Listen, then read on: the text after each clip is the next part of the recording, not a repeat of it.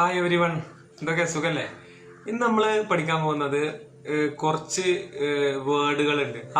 ആ വേർഡ്സിന്റെ റീപ്ലേസ്മെന്റ് ആയിട്ട് കുറച്ച് അട്രാക്റ്റീവ് ആയിട്ടുള്ള വേർഡ്സുകളാണ് നമ്മൾ പഠിക്കാൻ പോകുന്നത് ഇന്നത്തെ ലെസണിൽ. അപ്പോൾ നമുക്ക് വീഡിയോയിലോട്ട് പോകാം അല്ലേ? അതായത് ഇപ്പൊ ഫസ്റ്റ് ലെസൺ നമ്മൾ നോക്കുകയാണെങ്കിൽ വെരി ബാഡ് എന്ന് നമ്മൾ അപ്ലൈ യൂസ് ചെയ്യുക. ഒരു കാര്യം എന്തെങ്കിലും നമ്മൾ കണ്ടാൽ ഇറ്റ്സ് വെരി ബാഡ് എന്ന് പറയും. ദാറ്റ്സ് വെരി ബാഡ് ഹാബിറ്റ് എന്നൊക്കെ പറയും. അപ്പൊ ഇതിനൊക്കെ വേണ്ടിയിട്ട് നമ്മൾ കുറച്ചും കൂടി അട്രാക്റ്റീവായിട്ട് ഇംഗ്ലീഷിൽ സംസാരിക്കുമ്പോൾ നമുക്ക് കുറച്ചും കൂടി അട്രാക്റ്റീവായിട്ട് നമ്മളെ സംസാരം കോൺവെർസേഷൻ നമുക്ക് കുറച്ചും കൂടി ഒന്ന് മെച്ചപ്പെടുത്താൻ വേണ്ടിയിട്ട് കുറച്ച് വേർഡുകളുണ്ട് ഇംഗ്ലീഷിൽ. പിന്നെ അത് സംസാരിക്കുമ്പോൾ കുറച്ചും കൂടി നമ്മളെ ഇംഗ്ലീഷിൽ ഡെവലപ്പ് ചെയ്തിട്ട് കുറച്ച് വൊക്കാബുലറിയും കുറച്ച് വേർഡ്സ് ഒക്കെ നമുക്ക് പഠിക്കാനാവും. അപ്പൊ അതിന് വേണ്ടിയിട്ട് കുറച്ച് നല്ലൊരു സിനോണിംസ് ആയിട്ട് ഞാൻ ഇന്ന് ക്ലാസ്സിൽ നമുക്ക് നോക്കാം. അപ്പൊ നോക്കല്ലേ, വെരി ബാഡ് എന്നുള്ളതിന് നമുക്ക് യൂസ് ചെയ്യാം ഓഫുൾ. എക്സാമ്പിൾ പറയാം നമുക്ക്. It was an awful experience. അതൊരു ഭയങ്കര വിഷമകരമായിട്ടുള്ള എക്സ്പീരിയൻസ് ആയിരുന്നു, ഒരു അനുഭവമായിരുന്നു. ഇനി രണ്ടാമത്തെ ഉദാഹരണത്തിൽ നമുക്ക് നോക്കാം. It was an awful experience for the clerk to walk back to home after his two-wheeler got punctured. അതായത് ക്ലർക്കിന് അദ്ദേഹത്തിന്റെ ടൂ വീലർ ഇരുചക്രവാഹനം പഞ്ചറായതിനു ശേഷം വീട്ടിലേക്ക് തിരിച്ചു പോവുക എന്നുള്ള ഒരു കാര്യം ഭയങ്കര വിഷമകരമായ ഒരു അനുഭവമായിരുന്നു. മനസ്സിലായോ? അപ്പോൾ അതിനു വേണ്ടി നമ്മൾ റീപ്ലേസ്മെന്റ് ചെയ്തിട്ട് awful. It was an awful. അപ്പൊ അത് നമുക്കൊരു പുതിയ വൊക്കാബുലറി നമുക്ക് പഠിക്കാം. ഒരു വെരി ബാഡ് എന്നുള്ളതിന് വേണ്ടിയിട്ട് നമുക്ക് കുറച്ച് മെച്ചപ്പെടുത്തി നമുക്ക് സംസാരിക്കാം. ഓക്കെ, എനിവേ രണ്ടാമത്തെ വേർഡ് നമുക്ക് നോക്കാം. ഇൻക്രെഡിബിൾ അല്ല, വെരി ഗുഡ് എന്ന് പറയുമ്പോൾ it's very good. That's very good. നമ്മൾ പറയുമ്പോൾ അതിനെ നമുക്ക് റീപ്ലേസ് ചെയ്തിട്ട് കുറച്ചും കൂടി അട്രാക്റ്റീവ് ആയിട്ട് എങ്ങനെ പറയും? അതിന് ഉള്ളൊരു വേർഡാണ് ഇൻക്രെഡിബിൾ എന്ന് പറഞ്ഞാൽ അതിഗംഭീരമായിട്ട്. വെരി ഗുഡിന്റെ അർത്ഥം തന്നെയാണ്, പക്ഷെ കുറച്ചും കൂടി നമ്മൾ ഇംഗ്ലീഷ് നമുക്ക് സംസാരിക്കുമ്പോൾ കുറച്ചും കൂടി ഒന്ന് ലാംഗ്വേജ് നമ്മുടെ ആ കോൺവെർസേഷൻ മെച്ചപ്പെടുത്താൻ വേണ്ടിയിട്ട് നമുക്ക് ഇൻക്രെഡിബിൾ എന്ന് പറയും. ഫോർ എക്സാമ്പിൾ നമുക്ക് നോക്കാം. His dance performance was incredible. അവന്റെ ഡാൻസ് പെർഫോമൻസ് അതിഗംഭീരമായിരുന്നു. ഇപ്പൊ നമ്മൾ ഒരാളോട് കോംപ്ലിമെന്റ് പറയാം. എന്തെങ്കിലും ഡാൻസ് കളിച്ചിട്ടോ അല്ലെങ്കിൽ ഒപ്പന കളിച്ചിട്ടോ ഒക്കെ നമ്മൾ ഒരാളോട് കോംപ്ലിമെന്റ് പറയാം. ഇറ്റ്സ് വാസ് ഫാന്റാസ്റ്റിക് നമ്മൾ പറയില്ലേ, ഗംഭീരമായിരുന്നു എന്ന്. അപ്പൊ വെരി ഗുഡ് ഉപയോഗിക്കുന്ന പകരം നമുക്ക് പറയാം it was incredible. Your performance was incredible.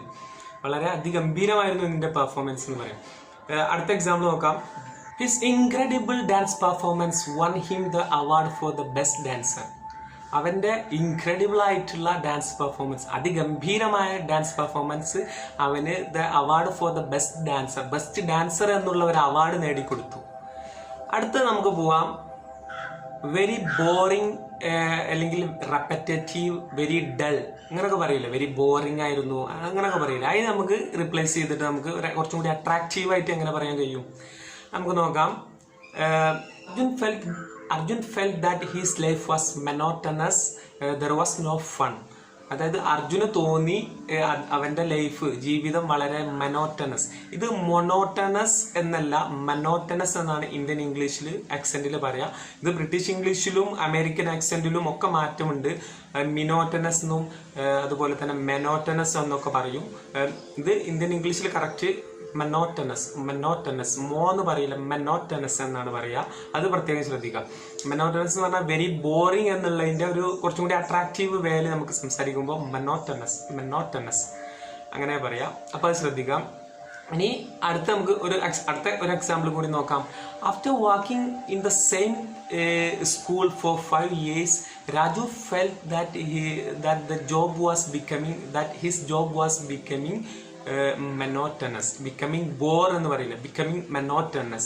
അതായത് ഒരേ സ്കൂളിൽ തന്നെ 5 വർഷമായിട്ട് തുടരെ ഇങ്ങനെ ജോലി ചെയ്തതുകൊണ്ട് അവന്റെ ജോലി ബിക്കമിങ് ആയി തീരുക monotonous, വളരെ ബോറിംഗ് ആയിട്ട്, റിപ്പറ്റേറ്റീവ്, അതായത് ആവർത്തിച്ച് ബോറിംഗ് ആയിട്ട് അവന് തോന്നി.